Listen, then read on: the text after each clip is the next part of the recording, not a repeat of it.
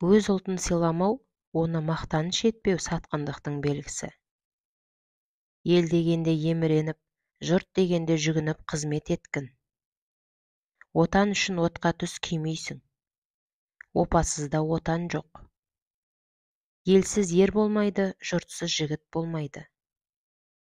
Өтіріктің балын жалап тірі жүргенше, шындықтың уын ішіп өлген артық.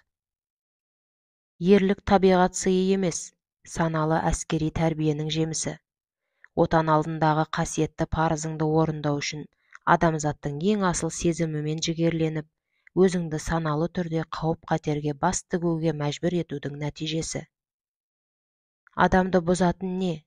Тағы да сол атақ, ақша, арақ. Осы үшеуі. Төртіншісі әйел демеймін. Алғашқы үшеуінің буына бөртіп, әйелдерді біз еркектер бұзамыз. Ана үшін аянба ант ұрады, бала үшін аянба бетің күйеді. Ел үшін аянба ерлігіңе сын, жұрт үшін аянба жігіттігіңе сын. Қайратты әдісіңе жолдас ет, әдісіңе ақылыңды жолдас ет. Қырағының өзі де, көзі де батыр. Ел дегенде езіліп, жұрт дегенде жұмылып қызмет ет. Жерге тер төгіп, халыққа қан төгіп қызмет ет. Сабырлық алдында дұшпан сасады, сабырсыздан береке қашады. Сын ерді шыңдайды, қорқақты қинайды. Ежелден ел тілегі, ер тілегі, адал ұл ер боп туса ел тірегі. Қорқақ қаққа шөгіп өледі. Көп тұрған су сасиды, ойламаған ми сасиды. Тексізден тезек артық, арсыздан айуан артық. Арпалысып жүріп алған абырой өмірдің ең шырын рахаты.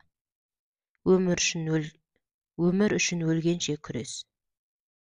Батылдық есеппен қимылдауды тәуекелмен ұштастыру. Тәуекел есеппен ақталады. Бақаның бағынан сұңқардың соры артық. Жанымда жатыр деп ойлап, қатынның тілін алмағын. Бауырым екен деп ойлап, жақынның тілін алмағын. Әділдікке құл болып, кең толғанып, көп ойлап, ақылыңмен билік ет, түсініп, сезін тармағын.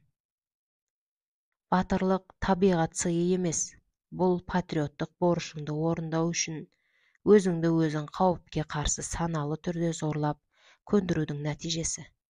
Мұндайда адам өз достарымен тек игілікті ғана емес, сонымен бірге қатерді де бөлісе отырып, жауды жою арқылы өзін және отандастарын қауіпсіздендіруге тырысады.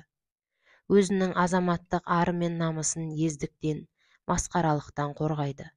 Өз бойындағы осындай асыл қасиеттерін ашып көрсете түседі. Бауыржан Момышұлы.